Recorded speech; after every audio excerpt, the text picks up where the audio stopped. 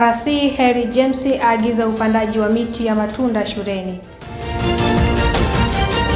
Jeshi la DRC Congo laitaka Rwanda na waasi wa M23 kuondoka maeneo walioshikilia. Timu ya chuo kikuu cha Iringa yaibuka kidedea mbele ya timu ya chuo kikuu kishiriki cha elimu Mkwawa. Habari mtazamaji wa UoI Digital, ni matumaini yangu kuwa hujambo. Karibu katika taarifa ya habari. Jina langu ni Anastasia Jaba. Mkuu wa mkoa wa Iringa Harry James amewaagiza mawakala wa huduma za misitu Tanzania TFS kupeleka miche ya miti ya matunda katika shule zote za msingi na sekondari mkoani humo ili kuboresha lishe bora kwa wanafunzi. Adam Moses anatujuza zaidi. Akizungumza wakati wa ziara yake katika shule ya sekondari Ilole iliyopo halmashauri ya wilaya ya Kilolo, Mheshimiwa Harry amesema hatua hiyo ni sehemu ya jitihada za kukabiliana na changamoto za lishe kwa watoto, huku akisisitiza kuwa lishe bora ina mchango mkubwa katika kuongeza uwezo wa wanafunzi kufanya vizuri darasani. Mtoto anapokula chakula shuleni anakuwa na utulivu wa akili, hilo la kwanza, lakini pia anakuwa na uwezo mkubwa wa kupokea maarifa kutoka kwa walimu wake. Lakini tatu, anakuwa na uwezo wa kushiriki kwenye shughuli zilizopangwa pale shuleni. Mtoto mwenye njaa ama mtoto asiyekuwa na lishe, hata ukimwambia shughuli za michezo hataweza, shughuli za uzalishaji maji shuleni hataweza. Lakini akiwa ni mtoto mwenye afya bora, anayekula chakula kwa wakati, anakula chakula kizuri, mtoto huyu wakati wote maarifa yatakuwa yanapatikana, kwa sababu afya ya akili na mwili iko vizuri sana. Kwa upande wake, mkurugenzi wa halmashauri ya wilaya ya Kilolo Bisiwema Juma amesema kuwa halmashauri hiyo itaendelea kuhakikisha wanafunzi wanapata lishe bora ili kuongeza uelewa wao darasani na kuboresha matokeo ya kitaaluma. Kwa hiyo sisi tumeendelea kuhamasisha wazazi kupitia vikao, lakini kupitia vikao vyetu vya lishe na kuendelea kuomba wadau mbalimbali kuchangia, kama ambavyo tumeona pia mkoa ameelekeza TFS kuhakikisha wanatoa miti ya matunda katika shule zote, na sisi kama halmashauri tutaona tunachangiaje kwenye hilo ili watoto wetu wawe wanaweza kupata lishe bora na wawe wanafunzi ambao wanaelewa vizuri darasani. Nao baadhi ya wanafunzi wa shule hiyo wameishukuru serikali kwa juhudi za kuimarisha mazingira ya kujifunzia pamoja na huduma za chakula shuleni, wakisema hatua hizo zinawasaidia kujifunza kwa ufanisi zaidi.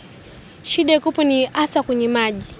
Iko tunapata tabu sana kushuka chini kule kwenda kuhangaika tunabeba ndoo, ila kwa sasa tunashukuru kwa kuwa maji ni yanapatikana hapa shuleni.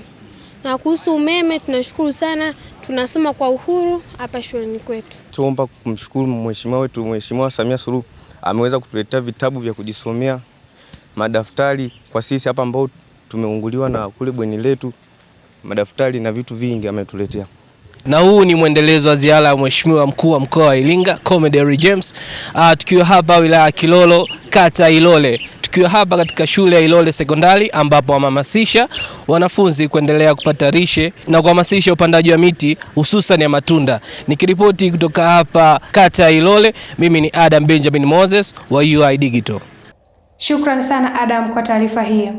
Tupata mapumziko mafupi na tukirejea ni wasaa wa habari za kimataifa zinazosoma kwako na Abdillahi Iliasa.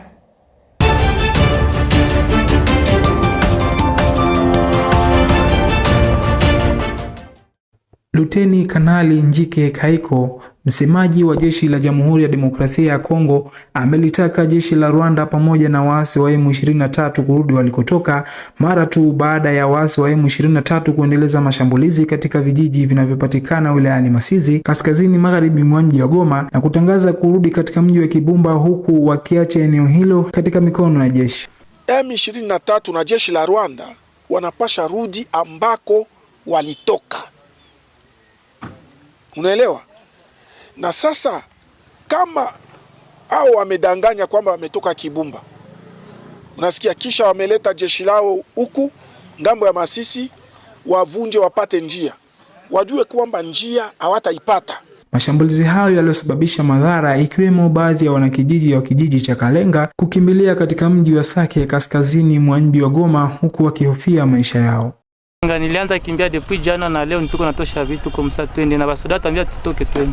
Tuanza leo asubuhi kimbia. Tunakimbilia wapi sasa? Hatujui kwa nini tuko na tunaenda.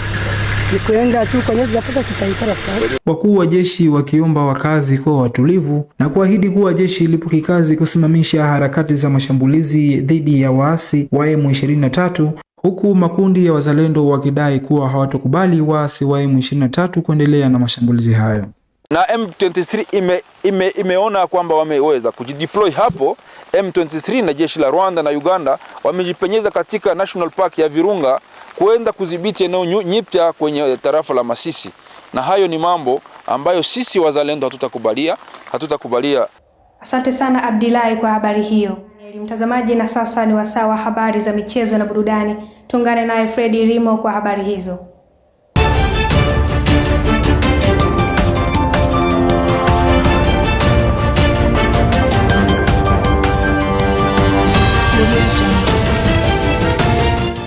Timu ya Chuo Kikuu cha Iringa imeibuka kidedea kwa ushindi wa bao 2-1 dhidi ya timu ya Chuo Kikuu Kishiriki cha Elimu Mkwawa na kufuzu hatua ya nusu finali katika bonanza lililoandaliwa na Patriot Tanzania chini ya Vodacom. Baada ya mchezo huo kutamatika, kocha wa timu ya Chuo Kikuu cha Iringa ameeleza namna walivyojipanga vizuri kila mchezaji licha ya kuwa wakupata nafasi ya kufanya mazoezi kama timu. Nahodha wa timu hiyo amesema kuwa wamefuata vizuri maelekezo ya mwalimu wa timu yao, jambo lililowapelekea wao kupata ushindi na wako tayari kupeperusha bendera ya Chuo Kikuu cha Iringa. Tujiandaa vizuri kama kila mchezaji fitness, kwa sababu mashindano yanaweza kuanza muda mrefu.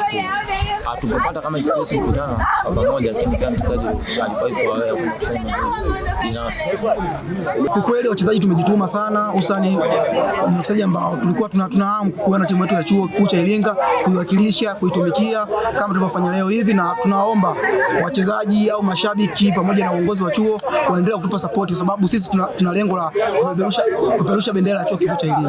Kwa upande wake, kocha msaidizi wa timu ya Chuo Kikuu cha Mkwawa amesema wamepoteza mchezo huo kwa sababu ya mbinu na makosa madogo ya wachezaji wake na kuahidi kufanyia kazi mapungufu hayo. Huku nahodha wa timu wa Chuo Kikuu cha Mkwawa ameelezea namna wapinzani wao walivyowazidi maarifa wakati wa mchezo huo.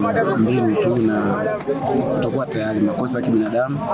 Nadhani magoli yetu tuliofunga pale ni magoli ya makosa madogo ambayo tunafanya mazoezi kila siku, tunafanyia marekebisho kwenye mazoezi, lakini ndio hivyo, inapotokea imetokea, itakiwa ashinde mtu, amefanikiwa kushinda, tunakubali. Mpinzani alikuwa mzuri, changamoto nzuri, lakini ndio hivyo, tunakubali ni yale mchezo tumepoteza mechi.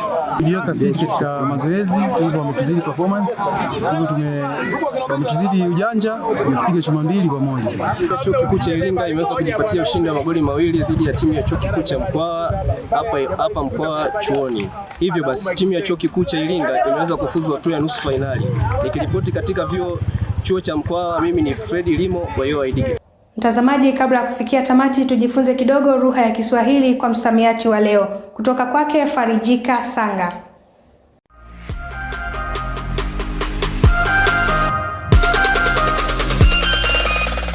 Mtazamaji wa UoI Digital, kama ilivyo ada, na leo tumekuandalia msamiati wa neno mshtili.